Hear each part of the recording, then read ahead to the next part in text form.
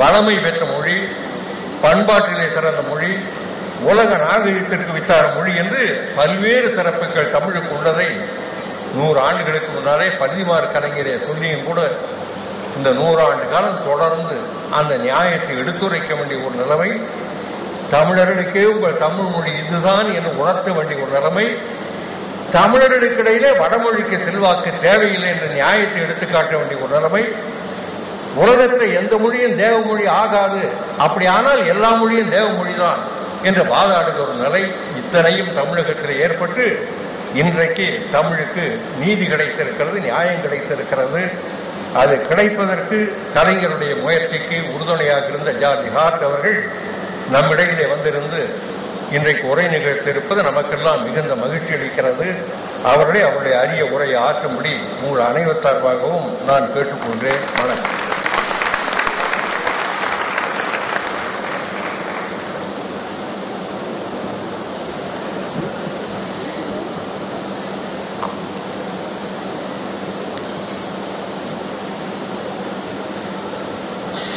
தமிழை என்றும் போற்றி வளர்ப்பதையே மூச்சாக கொண்டிருக்கும் தமிழ் மக்கள் தலைவர் முதலமைச்சர் அவர்களுக்கும்,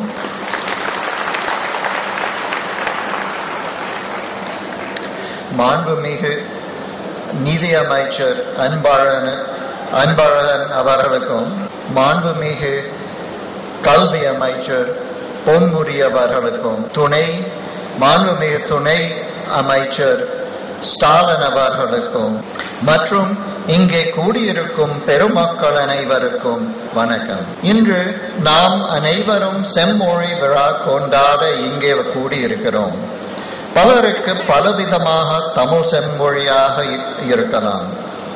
காவியங்களின் மொழி, வள்ளுவரும் மற்றோரும் எழுதிய நீதி கூறும் மொழி, இறைவன் மீது அன்பை கொட்டி அருளை எதிர்பார்க்கும் இலக்கிய மொழி, மெய்ஞானத்தையும் சித்தாந்தத்தையும் விளக்கிய மொழி, புதுமையான கருத்துக்களை கொட்டும் சித்தரதும் மொழி, பிற்காலத்தில் மன்னன் பவனி வருதலை அழகாக எடுத்து காட்டும் உலாமொழி, குரத்தியர் கூறும் குறவஞ்சி மொழி, அந்தாதி மொழி, மாலை மொழி என்று எத்தனையோ செம்மொழிகள். அது மட்டுமல்ல, தமிழின் பெரும் அமைப்பை விளக்கும் இலக்கண மொழி, தொல்காப்பியம், நன்னூல், இறையனார், களவியல், களம், காரிகை என்று பல பல. அவைகளுக்கு உரை படைத்தோரின் அருமை உரைமொழி. இத்தனைக்கும் ஒரு தனித்தன்மை உண்டு. அதை அருமை தன்மை என்று கூட கூறலாம்.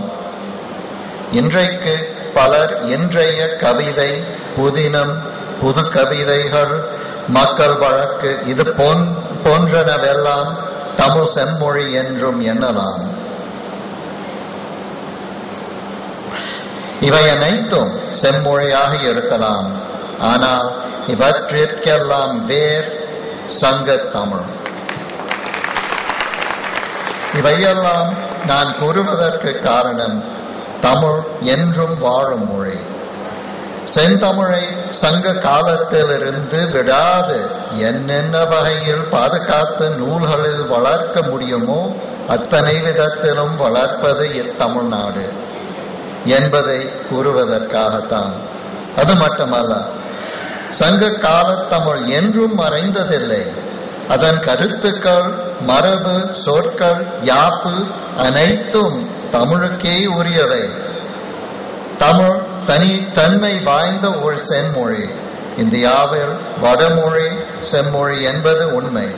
ஆனால் அது போன்றே தமிழுக்கும் ஒரு தனித்தன்மை, மரபு, இலக்கியம், இலக்கணம் என்று பல பல உண்டு.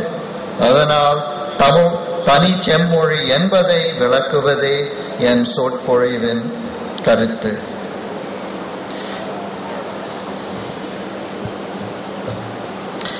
இப்பெரும் மாநாட்டில் தமிழ் ஏன் செம்மொழி, தென்னாசியா நாடுகளின் இலக்கியங்களையும் உலக இலக்கியங்களையும் கற்போர்க்கும் அவைகளில் ஆய்வு செய்வோர்க்கும் தமிழ் எத்துணை இன்றியமையாதது என்பதை விளக்க எனக்கு ஆர்வம். இங்கு இருக்கும் அறிஞர் அனைவருக்கும் தமிழ் செம்மொழி என்பதில் சந்தேகமில்லை. ஆயின் மேற்கு நாடுகளிலும் மற்ற தென்னாசிய நாடுகளிலும் தமிழை ஏன் செம்மொழி என்று சொல்ல வேண்டும் என்று ஒரு ஐயம் எழுந்திருக்கிறது. உங்கள் அனைவருக்கும் தெரிந்த ஒன்றுதான். நான் சில ஆண்டுகளுக்கு முன் தமிழ் ஏன் ஒரு செம்மொழி என்பதை விளக்கி ஒரு மடல் எழுதியிருந்தேன். அது அத்துணை பெரிதா இல்லை என்றாலும் இந்திய அரசியலார் தமிழ் செம்மொழி என்று உணர்வதற்கு ஒரு காரணமாக இருந்திருக்கிறது. அதில் என்ன எழுதியிருந்தேன் என்பதை விளக்கி அதோடு உலக இலக்கியத்தில் தமிழின் இன்றியமையாமையையும் விளக்க வேண்டும் என்று நான் விரும்புகிறேன். தென்னாசிய மொழிகளில் வடமொழி தொடர்பு உள்ளது. ஆயின் சங்க தமிழ் அவ்வாறு அல்ல. இது ஏன் முக்கியம்? பல தென்னாசிய பழம் இலக்கியங்கள் வடமொழியை சார்ந்து எழுதப்பட்டிருக்கின்றன. அவர்களது மொழிகளில் ஏதேனும் புது கருத்துக்களோ அல்லது சொற்களோ வேண்டும் என்றால் அவைகள் வடமொழியை தான் நாடின. கல்வெட்டுகளும் வடமொழியில் தான் இருந்தன என்று அறிஞர்கள் கூறுகிறார்கள். அதனால் அறிஞர்களது கருத்து வடமொழியை சார்ந்து தான் எல்லா தென்னாசிய மொழிகளும் வளர்ந்தன என்பது. அது மட்டுமல்ல, தமிழ்நாட்டின் வடபகுதியில் கிழக்கு பகுதியில் உள்ள கர்நாடகம் ஆந்திரம் போன்ற நாடுகளிலும் 10ஆம் நூற்றாண்டிற்கு பிறகு எழுதப்பட்ட மொழிகளிலும் மிகுந்த வடமொழி சார்பு இருக்கின்றது என்று அறிஞர்கள் கருதுகிறார்கள். இவற்றை எல்லாம் கொண்டு தமிழும் அப்படி இருக்க முடியுமா என்பது அவர்களது கேள்வி. அதனால் வடமொழிக்கும் சங்க கால தமிழிற்கும் என்ன தொடர்பு என்பதை நாம் ஆராயத்தான் வேண்டும். தமிழ் மற்ற தென்னாசிய மொழிகள் போல தமிழ் வடமொழியை சார வேண்டும் என்று எண்ணவில்லை. இது மற்ற பழம் தென்னாசிய மொழிகளுக்கும் தமிழிற்கும் ஒரு பெரும் வேறுபாடு. சங்க தமிழ் 2 சதவிகிதம் தான் வடமொழி சொற்களை பயன்படுத்தி இருக்கிறது. ஆயின் கன்னடம் தெலுங்கு போன்றவற்றில் பழம் இலக்கியங்கள் 70% வடமொழியை பயன்படுத்தி இருக்கிறது. சங்ககால பாடல்கள் முதல் நூற்றாண்டில் இருந்தே எழுதப்பட்டிருக்க வேண்டும். தமிழுக்கென ஒரு தனி மரபு இருந்தது. அதற்கு பின் தமிழில் வந்த இலக்கியங்கள் அனைத்தும் தமிழின் தனி மரபை, சொற்களை, கருத்துக்களை, சங்ககால மரபை ஒற்றியே எழுந்திருக்கின்றன. தமிழறிஞர்களுக்கு இன்றைக்கும் வடமொழியை தவிர்த்து எழுதுவதில் எத்துணையோ பெருமை, எத்துணை மகிழ்ச்சி என்பது அனைவரும் அறிந்த ஒரு உண்மையே.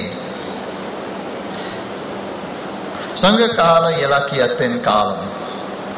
சங்க காலம் பற்றி பலவிதமாக ஆய்வு செய்கிறார்கள்.